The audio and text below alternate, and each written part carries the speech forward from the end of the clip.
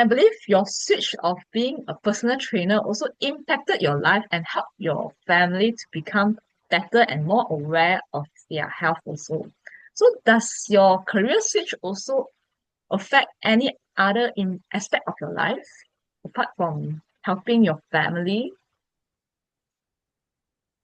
I would say this career switch is making my life become more busier.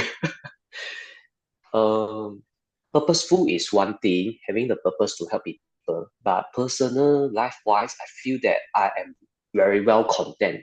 In a good way is I'm always busy, but the bad way is sometimes it's a bit hard for me to find time to spend time with family or friends because mostly those clients that come to me for training, they will come before or after their works. And my friends who are in this, uh, say if they are working if they are working usual day job, they only have free time before and after their work. So that is happen to be my more peak working time. So that's one thing. Definitely will spend lesser time. Mm, However, I don't have a big circle of friends, so the effect isn't so big. It's still manageable to spend time with those who I really value as friends. Yeah, I so love consider the fortunate. I love the essence that you brought up as the quality is more important than quantity, which is Definitely. pretty important for all of us as well. So do you find joy at work because you're spending less time with your friends? You still find joy at work because that is like taking up your personal time, right? With your friends or even your family. What's your motivation of being a personal trainer? Despite having so many It, challenges and also spending so little time compared to last time with your friends and family. my joy of being a personal trader, the first thing first, of course, is seeing my clients improve in terms of their life quality. And during the rest between the set of exercises, I get to hear different story of them, like where they are from. Especially right now, I am mainly focused on a lot of elderly clients. They have a lot of stories. Like recently, I just hear a client who has a late father, who used to work with the Penang ferry, and which is right now already stopped. And his late father back then was super busy in that job. So the story about how his late father committed to his job and come back at one day he come back home at 7 p.m. and then at 7:30 that time, uh, the Penang Bridge had construction happened to have an accident. Then someone who took over the shift itself is actually gotten into that accident, and his father like kind of like dodged the bullet that time. So when I asked back this guy, when Penang Bridge has accident, oh, she say it's 1980s. Oh, so there's a story that I personally won't be actually able to discover if I'm not getting it from this client. So I feel that is interesting. Yeah, and also I get to work with clients with different personalities, and they are all somewhat a matter of expert in certain field. So it's so fun to learn with them. So that's my joy of work. Another part is because this career path I think is still not steady yet. I can't say it's still not steady. I can say it's also still growing. So there is a lot of different way to craft it. It can become like either become like an educator to teach people how to train people. Someone has been doing this and then teach people how to do marketing because personal trainer need strong marketing. And there is also personal trainer become speaker because it can goes hand in hand. When a personal trainer become a speaker, having an identity as speaker actually give credibility to a trainer as well. So there are very interesting different path. Yeah. Very interesting. Give me a different perspective of a personal trainer. Actually, you expanded your horizon by listening to your client's story. And at the same time, I never know that a personal trainer can also be a marketer or even a speaker. That's very interesting.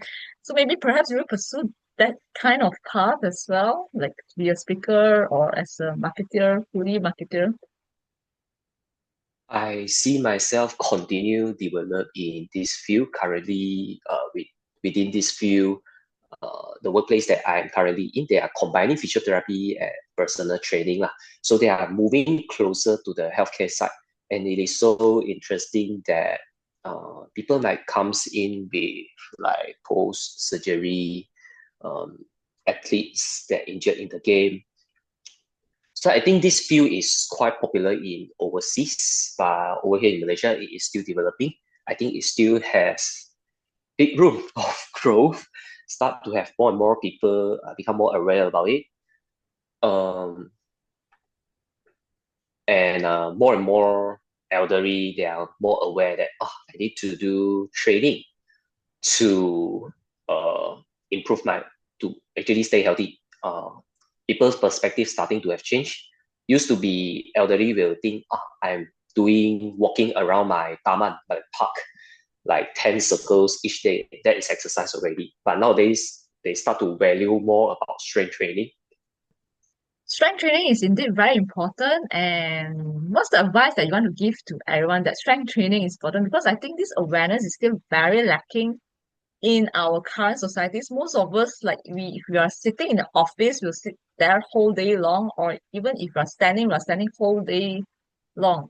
So is strength training suitable for everyone, or is there any specific group only needs to go for that?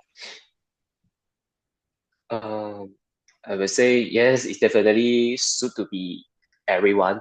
But of course, because I feel that in Malaysia, you get different types of trainer all the time, different experience level, different certification, some with certification, some without certification, some with certification but without experience. There's all types.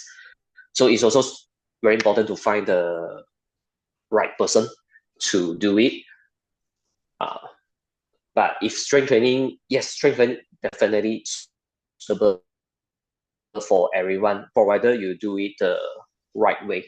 It is not like straight away one day you will do, or like maybe a 70s elderly who never worked out before, straight away do like a 10 kilo squat. No, it's not going to happen to be like that. But first, they get to learn how to move better first before they load up with weights. It improves awareness. For office people, they will get to understand more that um, they will get to understand that strength training able to help them to improve their posture so that they are not stuck in one position for too long until developing the pain so quickly. Aside from that, it also interestingly it also keeps our brain keep learning because we give instruction. It helps the brain to spark.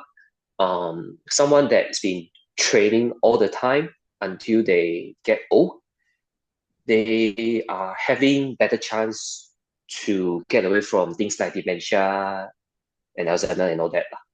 Yeah. Strength training is for everyone. So if any of our listeners would like to explore, please get the right person to do it and don't simply do it at home. And what's the one advice that I would like to give to the listeners who wish to change their career? I would say really plan wise first is very, very important. Don't jump blindly unless the person is like super young.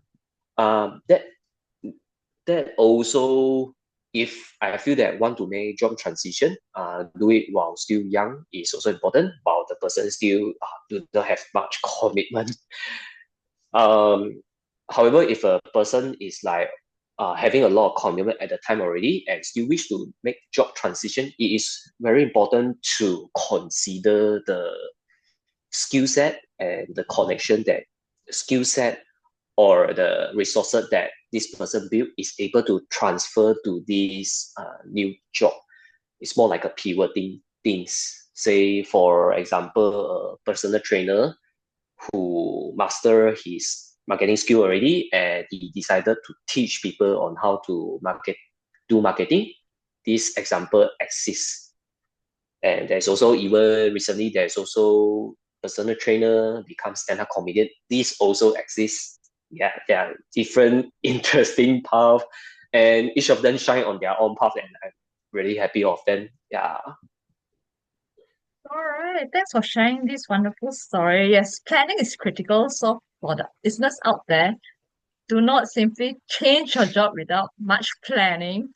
Planning is important, and of course, when you have less commitment, you can do that easier. And of course, the skill set is transferable. Think of the skill set that you're having. Don't simply jump to something that maybe you are not familiar with. So do some studies, take some certification for going for the new road. All right, thank you so much, Vision, for sharing with us your encouraging story of how you're switching from a polymer engineer to a personal trainer, and at the same time, you're helping many people to provide them strength training. Thank you so much once again. Thank you, Vision. Thank you, actually. Thanks for watching till the end. If you still have any questions regarding job switching or even strength training, feel free to drop us a message. Thank you so much for watching it. If you want to hear more inspiring stories, remember to click the subscribe button. See you in next episode. Bye.